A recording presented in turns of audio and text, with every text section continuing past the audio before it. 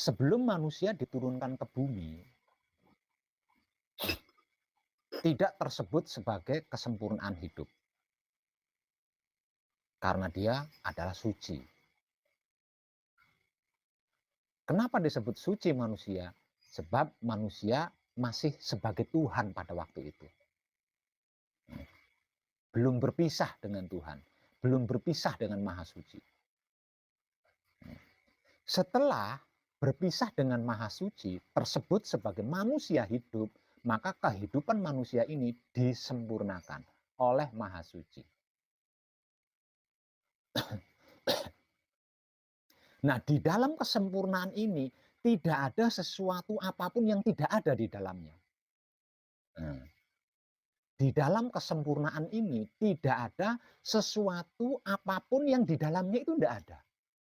Semuanya, segalanya, seluruhnya itu ada di dalam kesempurnaan. Dan kesempurnaan ini dimiliki oleh hidupnya manusia. Kesempurnaan ini hanya dimiliki oleh hidupnya manusia. Dan hidupnya manusia ini adalah datnya maha suci, datnya maha hidup. Gitu loh. Datnya maha hidup. Lah, datnya maha hidup atau datnya maha suci, itulah yang dimaksud sebagai hidup atau roh suci atau roh kudus. Nah, roh suci atau roh kudus atau hidup yang tak lain dan tak bukan adalah datnya maha suci ini memiliki kesempurnaan. Nah, kesempurnaan yang dimiliki ini dibawa sampai ke bumi ini loh. Sampai ke dunia ini. Nah, setelah sampai di dunia ini disebutlah sebagai kesempurnaan hidup. Artinya, sesungguhnya manusia hidup itu tidak memiliki celah masalah sedikit pun. Assalamualaikum warahmatullahi wabarakatuh. Assalamualaikum ya Rasulullah. Assalamualaikum ya Nabi Allah. Assalamualaikum ya Habiballah. Assalamualaikum ya Habiballah ya Rasulullah sallallahu alaihi wasallam. Dalam konten ini mungkin saya akan menjawab atau menjelaskan tentang pemaparan seseorang termasuk ahli kebatinan ya. Mungkin saya untuk menyempurnakan pemahaman beliau yang saya pikir saya rasa itu kurang pas gitu ya. Jadi dalam video di atas mengatakan bahwa manusia mungkin dulu gitu ya, sebelum wujud sekarang ini punya jasad, sebelum gelar dunia, seolah kita itu masih sebagai Tuhan katanya, karena masih berupa ruh kudus, ruh yang suci, karena Allah itu Tuhan yang maha suci. Jadi kita itu dalam diri kita ada Ruhul Kudus, karena Ruhul Kudus itu zat yang maha suci itu. Itu menurut pemaparan di video di atas. Sedangkan sepemahaman saya yang menjelajah ke alam-alam itu gitu ya. Di atas Ruhul Kudus ada Ruhullah. Ada ruh yang lebih tinggi gitu dari Ruhul Kudus. Karena ruh itu ada 7 tingkat gitu ya. Dari mulai ruh nabati, ruh hewani, ruh jasadi, ruh idopi, ruh ruhania, Ruhul Kudus dan Ruhullah. Jadi Ruhullah ini yang menghidupkan aras, yang menghidupkan kalam, yang menghidupkan Lauhul Mahfud. Itu semua itu ada ruhnya gitu. Nah, Ruhul Kudus ini yang menghidupkan para malaikat. Jadi di diri malaikat itu ada Ruhul Kudus gitu. Ada ruhnya yang suci gitu. Oleh karena itu para malaikat itu tidak punya nafsu karena suci dari kehendak-kehendak dirinya sendiri gitu. Karena tidak adanya hawa nafsu. Makanya disebut Ruhul Kudus itu pasti yang dimaksud itu ke para malaikat gitu. Walaupun di keterangan dalam Al-Qur'an ada istilah yang disebut Ruhul Kudus Al-Amin yang dimaksudnya ke malaikat Jibril. Tapi secara keseluruhan bahwa di diri malaikat, semua malaikat, lapisan para malaikat itu di dalam dirinya tuh ruhnya tuh Ruhul Kudus. Nah di aras, di kalam, di lauh mahfud, di kursinya Allah itu ada ruhnya, disebutnya Ruhullah gitu. Jadi lebih tinggi daripada Ruhul Kudus. Nah sedangkan sejatinya manusia gitu ya, yang disebut insan gitu. Di dalam mungkin baru disebut insan itu memang setelah ada wujudnya berupa ruh. Seperti Fata Morgana di padang pasir yang tersinari teriknya matahari gitu baru terlihat. Tapi itu tidak bisa, belum ada istilahnya disebutnya aku, itu tidak ada. Masih baru mulai tentang adanya diri gitu. Tapi ada yang lebih tinggi lagi bahwa sebelum terwujudnya alam lahut itu, ya ruh yang tertinggi itu kan dari Nur Muhammad, ya dari Nur Muhammad baru ada sebutannya Ruhullah, Ruhul Kudus itu gitu.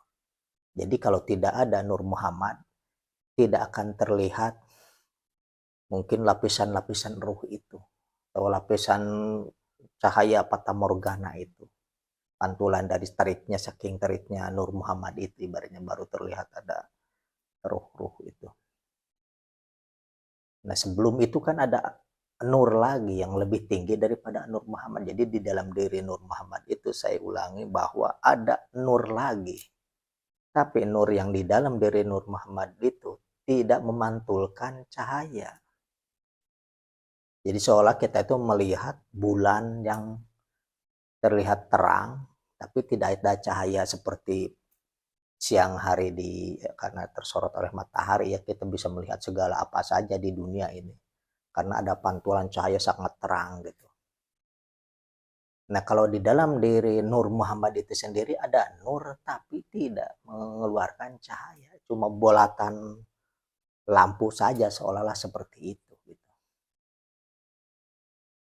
Nah di dalam yang kedua itu ada lagi nur-nur, pokoknya sampai ada yang berlapis-lapis dari nur dat, nur sifat, nur asma, nur af'al, nur Muhammad. Jadi Nur Muhammad itu cangkang kelima lapisan luarnya gitu daripada nur dat gitu.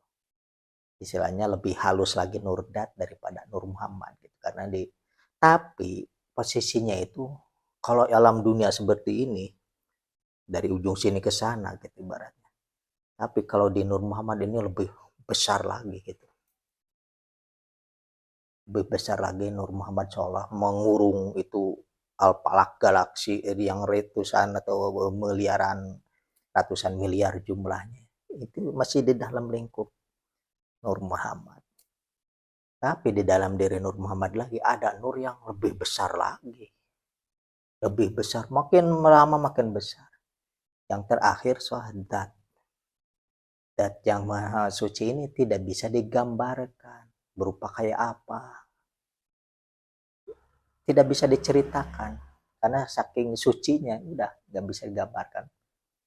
Pokoknya dat yang maha suci itu meliputi segala sebesar apapun. Nur dat yang terakhir itu seolah seperti bola, seperti besarnya matahari yang dinaungi oleh langit yang begitu luas gitu. Jadi masih luas, masih besar kekuasaannya atau keagungannya nur datullah kita sebut dat gitu ya. Dat Allah ini lebih besar gitu daripada nur datnya gitu. Jadi nur dat ini masih bisa saya gambarkan, oh itu seperti lihat matahari gitu. Tapi keluasannya ini, jagat datullah ini lebih luas. yang mengurung segala sesuatu gitu. Tapi begitu masuk ke Nurdat, ternyata dalamnya ada nur lagi, nur, ternyata ada Nur Muhammad di dalamnya, tahu-tahu seolah seperti itulah, saking ukurannya makin kecil gitu. Dianggapkan jagat ini seolah tidak ada gitu. Bila dibandingkan dengan Nur Muhammad. Karena kalau Nur Muhammad padam, ruh sudah nggak ada, al-falak juga nggak ada, para malaikat juga nggak ada. Makanya dibilang bahwa Nur Muhammad ini tidak akan ada al-falak jagat kabir semuanya kalau tidak ada Nur Muhammad itu. Tidak ada Muhammad Nur gitu ya. Jadi nurnya intinya dari segala bibit segala ruh itu ya adalah Nur Muhammad. Jadi kalau Nur Muhammadnya tidak ada, ya tidak akan ada yang bisa dilihat. Jadi yang pertama bahwa yang ada itu kesadaran. Terus rasa kesadaran itu saya merasakan kesadaran bahwa dari saya tuh ada, tapi tidak punya wujud gitu. Tapi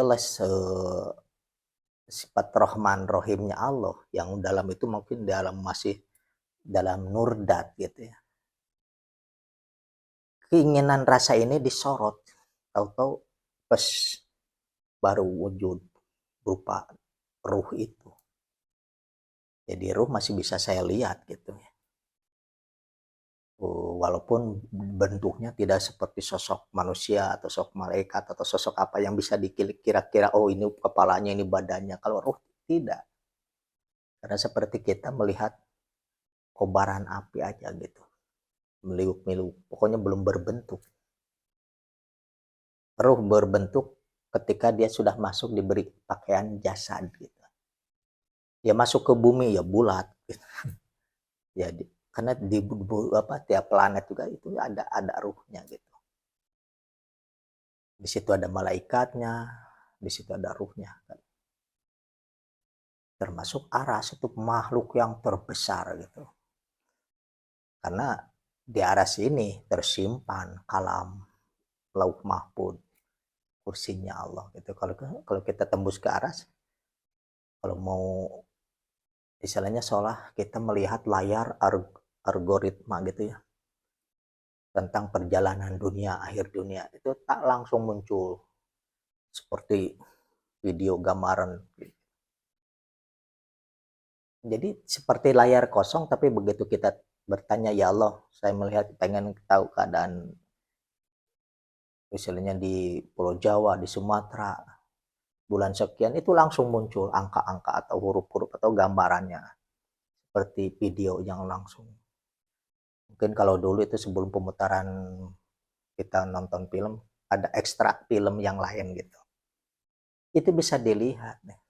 Tapi setelah kita bisa berada di aras gitu. Terus tentang catatan kita bisa membuka perjalanan seorang gimana nih, masa depannya gimana, menurut catatannya gimana. Itu di lauh mahfud ada gitu. Tapi kita kalau sudah masuknya di aras gitu. Jadi posisinya aras itu di atas alam malakut. Kalau kita sudah masuk ke alam para ruh gitu, kan ruh juga kan ada istilahnya berlapis-lapis itu, bertingkat-tingkat itu. Jadi ada ruh yang terdekat ke inti Nur Muhammad, lingkarnya. Ada yang makin jauh, makin jauh, makin jauh terus. Jadi ruh itu seperti mungkin yang terjauhnya bisa dibilang mungkin buat misalnya ruh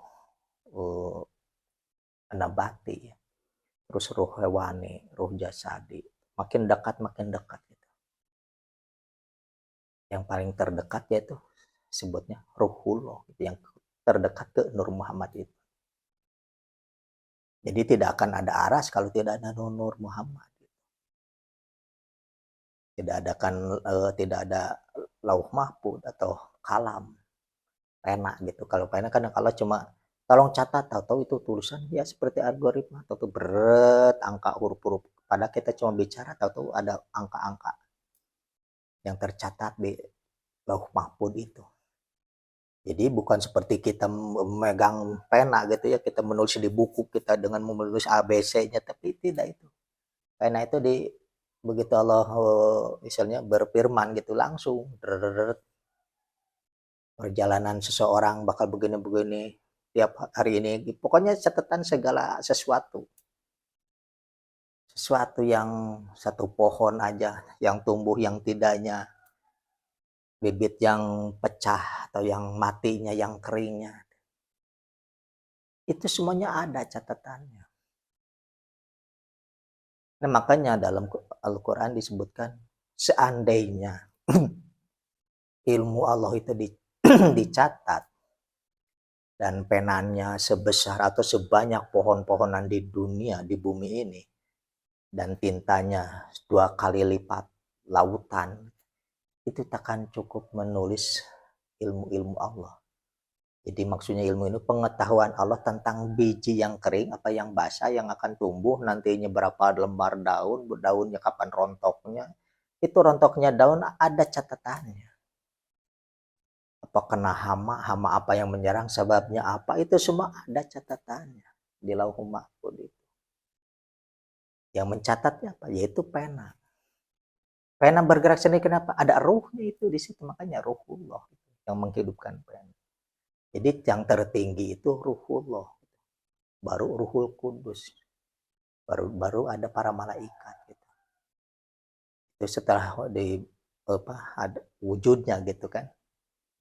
Walaupun jasadnya dari cahaya, dalamnya ada ruhnya. Bangsa jin dari api, dalamnya pasti ada ruhnya. Manusia dari tanah, dalamnya ada ruhnya. Cuma yang perlu kita pahami bahwa manusia ini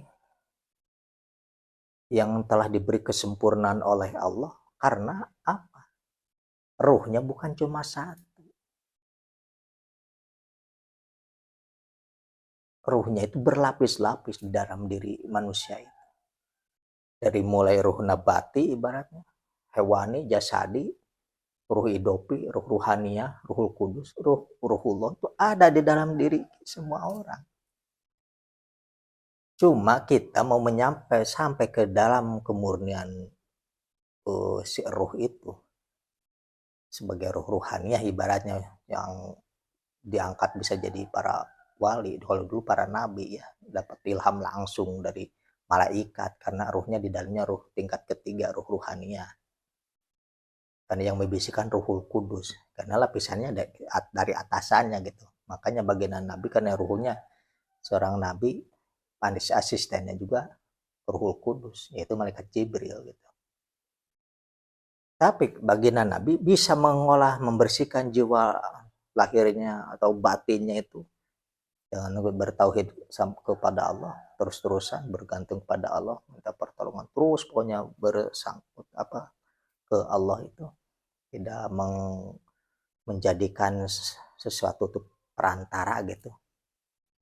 Jadi bergantungnya ke Allah.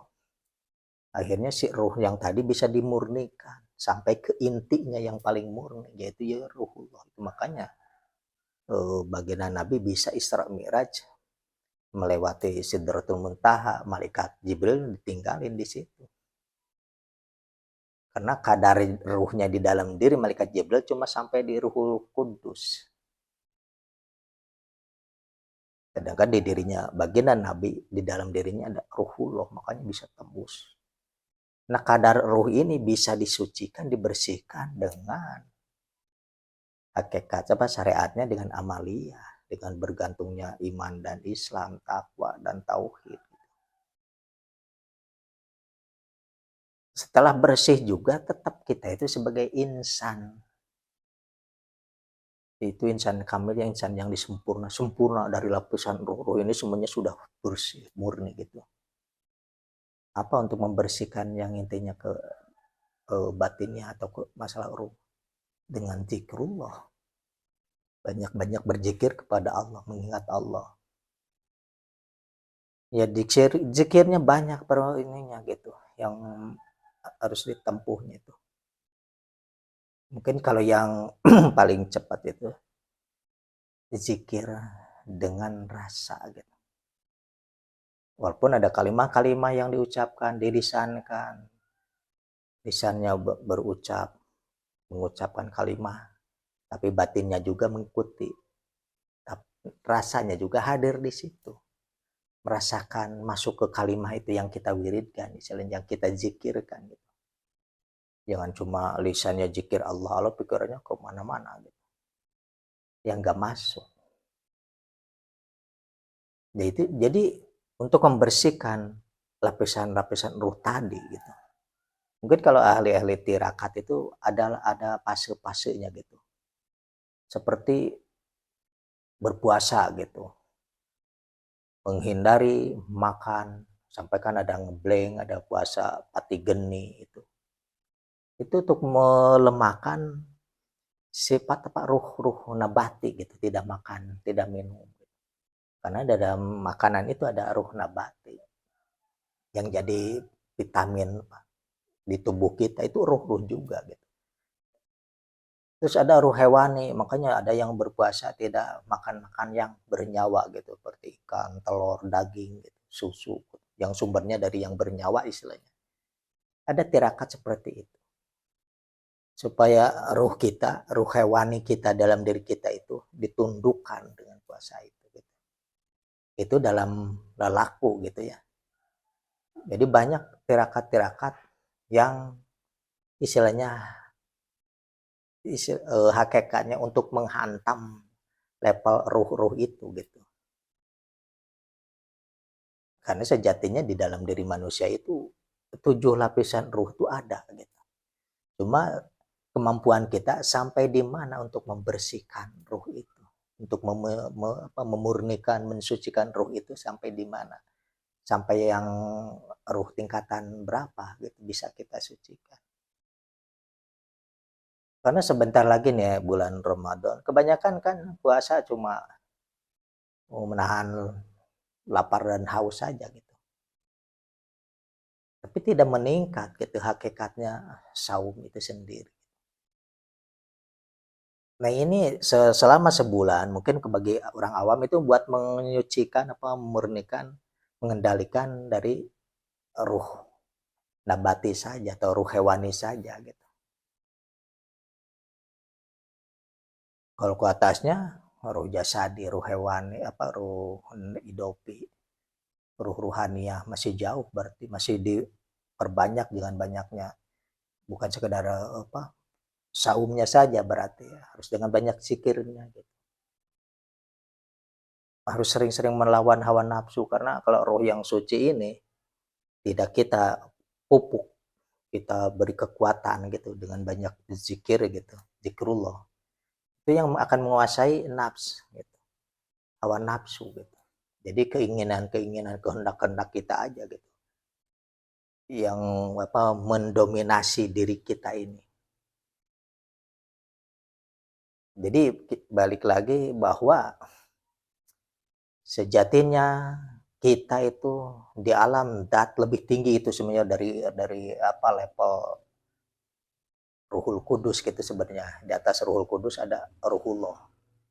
Nah, setelah itu nyampe masuk ke Nur Muhammad. Kalau kita sudah masuk ke Nur Muhammad, jasad yang berupa ruh kita itu sudah lebur, kita itu sudah tidak ada, tapi rasa kesadaran ada, cuma tidak ada aku, mana aku tuh, karena nggak ada, lihat ke diri itu nggak ada gitu yang bisa dilihat sebagai sayanya gitu, tidak ada rasa. Jadi yang ada cuma rasa pribadi, kesadaran itu, tidak ada akunya. Nah setelah masuk ke alam ruh, baru terasa bahwa ini aku, ini berupa ruh. Nah begitu sudah lewati alam ruh, kita ada di dunia, sekarang punya jasad ya, ini saya gitu. Akunya di dalam ruh.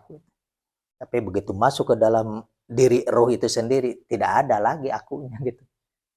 Yang ada cuma rasa pribadi, rasa kesadaran bahwa aku ada cuma nggak berwujud gitu. Jadi level kita itu sampai berhadapan dengan dat gitu, dat yang maha suci. Karena walaupun di alam dat itu ibaratnya seolah kita itu ada di ruang yang gelap. Walaupun kita pasang cermin sekeliling ruangan kita di tempat gelap, kita tidak bisa melihat apa-apa. Walaupun kita itu sadar bahwa ke diri itu ada, cuma nggak bisa melihat ke diri karena gelap. Cobalah masuk ke ruangan yang gelap tanpa ada setitik pun cahaya yang bisa masuk. Kita merasakan bahwa kita tuh sadar ada, tapi nggak bisa melihat gitu diri kita, wujud kita. Anggaplah seperti itu kalau kita berhadapan dengan Dat yang Maha Suci itu. Kita merasakan kehadiran ada, lihat wujud kita setelah adanya Nur Muhammad. Nur Muhammad itu disorot cahaya gitu. Coba aja begitu kita masuk ke dalam ruangan yang sekelilingnya cermin, tapi nggak ada cahaya setitik pun, kita merasakan kehadiran. Jadi saya hadir sendiri di ruang itu, merasakan bahwa saya tuh ada, cuma tidak bisa melihat, walaupun telunjuk juga nggak bisa dilihat istilahnya, karena nggak ada cahaya itu. Kita rasakan bahwa kesadaran kita itu seperti itu di hadapan Dat yang Maha Suci itu. Tapi begitu masuk ke alam disorot oleh Nur Muhammad baru terlihat. Terus begitu diberi pakaian jasadi, ya seperti sekarang badan baru terlihat karena ada cahaya. Nah, kita kalau di ruangan yang gelap tiba-tiba kita nyalakan lampu kan begitu terlihat wujud kita ternyata ada di cermin. Waktu kita sadar lagi duduk bahwa di depan saya ada cermin, saya lihat ada di cermin juga. Karena ada cahaya, kita bisa melihat. Kita merasakan dan melihat. Tapi kalau di Datullah kita tuh tidak bisa melihat. Tapi merasakan kehadiran, rasa saya sendiri ada begitu. Cuma tidak wujud, tidak ada wujud. Jadi setelah bisa melihat itu karena setelah adanya cahaya. Jadi di Datullah itu tidak ada. Justru cahaya itu diduduki yang kita di bawah gitu. Kita melihat ke atas tuh seperti langit tidak berbintang di tengah malam, yang pokoknya tidak ada yang kita bisa lihat. Tapi kita merasakan bahwa yang dianggap kita tidak ada itu sebenarnya lagi kita merasakan bahwa saya lagi diawasi gitu. Saya lagi berhadapan dengan yang maha gitu. Tapi yang mahanya maha suci gitu. Karena suci di sini nggak bisa digambarkan. Sebelah mana itu Allah itu? Di alam Dat itu nggak bisa. Tidak tuh. Seolah kita itu seolah satu titik ini yang dikurung gitu. Jadi menghadap kemana saja itulah Dat yang Maha Suci. Kita ada dalam bagiannya yang istilahnya yang diawasi ya. Kita merasakan itu. Kita sadar bahwa kita merasakan itu. Jadi pemahaman bahwa sebelum diberi jasad, sebelum lahir ke dunia, seolah kita itu masih berupa Ruhul Kudus itu, masih bersama Tuhan gitu, karena Tuhan itu yang Maha Suci. Kalau kata saya itu yang Maha Suci itu masih jauh. Jadi Dat yang Maha Suci itu maha meninggi dari sifat, asma, af'al gitu. Dari perbuatannya itu masih jauh gitu. Masih ya di ruh saja masih ada tingkatan lebih tinggi lagi. Itu Ruhullah itu gitu. Nah, di atas Ruhullah baru kita bisa melihat bentuknya Nur Muhammad itu seperti kita melihat matahari gitu, ke intinya gitu. Nah, kalau kita bisa menembus masuk ke Nur Muhammad, masih di dalamnya ternyata ada nur lagi, di dalamnya ada nur lagi, terus berlapis-lapis. Baru terlihat kekosongan, tapi di kekosongan bukan tidak ada. Karena di sana sudah kita merasakan bahwa sadar gitu, saya itu ada gitu, cuma tidak ada wujudnya gitu. Jadi itu masih jauh gitu kalau bicara bahwa Datnya Maha Suci. Karena saya sudah menjadi di makomnya Ruhul Kudus, bahwa berarti saya masih bersama Tuhan gitu. Yang disebut ke Tuhan yang suci itu masih jauh. Datnya Maha Suci itu masih lebih halus daripada Ruhul Kudus itu sendiri lah. Lebih halus daripada Nur Muhammad itu sendiri. Lebih halus daripada Nur Dat itu sendiri. Dat yang Maha Suci itu. Jadi perjalanan buat mencapai makom itu, kalau tidak ada karunia dari Allah untuk disampaikan, untuk dihadapkan bahwa ke Dat yang Maha Suci itu, tidak ada yang akan mampu lah istilahnya. Kecuali oleh karunia Allah, bantuan Allah, bukan karena hikmah, bukan karena dengan semedi-semedi gitu, dengan ritual secara kebatinan atau gimana, tidak. Karena kebanyakan orang tuh kalau kita menggunakan ritual begitu tembrang terlihat oh cahaya, oh ini Allah, berarti bukan, masih jauh gitu. Begitu di alam jasad ini terbuka langsung bray, saya melihat tuh segalanya cahaya. Anggapnya Allah itu cahaya itu, pada Nur Muhammad itu cahaya juga. Cuma cahayanya panah matahari sekarang dengan cahayanya Nur Muhammad itu berbeda. Berbedanya gimana? Kalau matahari kan kita menuju ke matahari itu pasti melihat ada benda yang kita tombruk gitulah kalau matahari itu. Mungkin kalau bangsa pesawat yang bisa menempuh ke angkasa itu ya pasti tabrakan gitu. Tapi kalau kita menuju Nur Muhammad, soalnya ini kayak matahari makin besar, tahu-tahu kok kita nggak apa seperti yang menabrak awan saja gitu. Tapi awan cahaya semua, itulah Nur Muhammad. Tanpa ada apa yang dibakar, tahu-tahu itu ngeluarin cahaya Nur Muhammad itu gitu. Seperti cahaya atau apa kaca yang sangat bening gitu. Tapi di dalamnya ada cahaya gitu. Seperti lampu. Di luarnya kan ada kaca yang sangat jernih. Kita pegang kan di dalam, pada yang nyaranya di dalam. Antara positif negatif akhirnya mengeluarkan cahaya. Tadi di luarnya kan ada kaca lagi. Itu ibaratnya cahaya gitu, yang ngeluarin cahaya dari lampu. Tapi kalau Nur Muhammad begitu ditembus tuh kayaknya nggak ada apa-apa gitu. Tapi ini udah nyala gitu. Nggak ada benda yang seperti kawah gunung Merapi ibaratnya di muka matahari itu kan ya mungkin seperti kawah gunung yang terus-terusan meletup gitu kan. Setiap jengkalnya itu ada pergolakan kawah gitu. Kalau Nur Muhammad tidak ada, terang aja. Begitu ditembus ya seperti kosong gitu. Jadi nggak ada tabrakan tahu-tahu mental gitu, nggak ada, ya tembus aja, tahu-tahu di dalamnya ada lagi. Terus ada lagi cahaya, sama seperti itu kondisinya. Jadi Nurul Muhammad itu apa? Cahaya yang seolah-olah dianggap minyaknya juga sudah terang gitu. Di dalamnya itu sudah ada intinya lagi, nur lagi, nur lagi, nur lagi. Jadi kalau kita lihat bulan mungkin kita bisa menuju ke bulan atau bisa diinjak karena itu benda padat gitu ya di bulan. Padahal kejauhannya terang gitu. Tapi kalau kita injak ternyata benda padat gitu. Tapi kalau Nur Muhammad tidak gitu.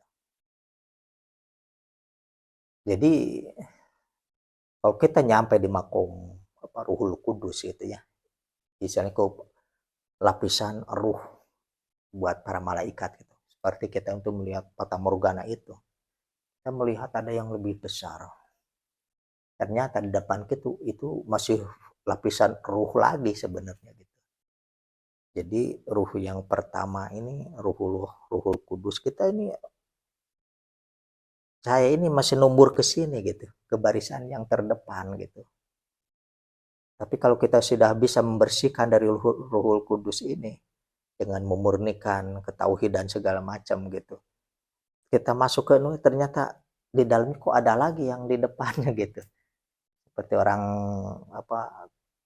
tawaf gitu ya, seperti Ka'bah, kita ini jajaran ini, ternyata di depan kita kan masih ada barisan yang mengelilingi terus. Makin lama makin dekat baru bisa bersentuhan dengan Ka'bahnya. Nah kita kalau di Ruhul Kudus gitu, pengen ke Nur Muhammad itu terhalang oleh barisan Ruhullah gitu.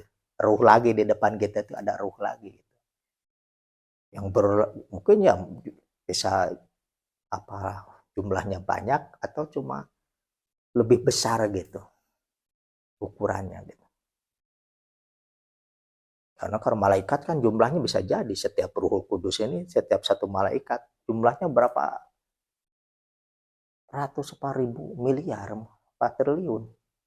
Setiap pohon ada malaikatnya, setiap air tetes air hujan satunya ada malaikatnya. Ibarat tiap manusia ada malaikatnya, tiap hewan ada malaikatnya.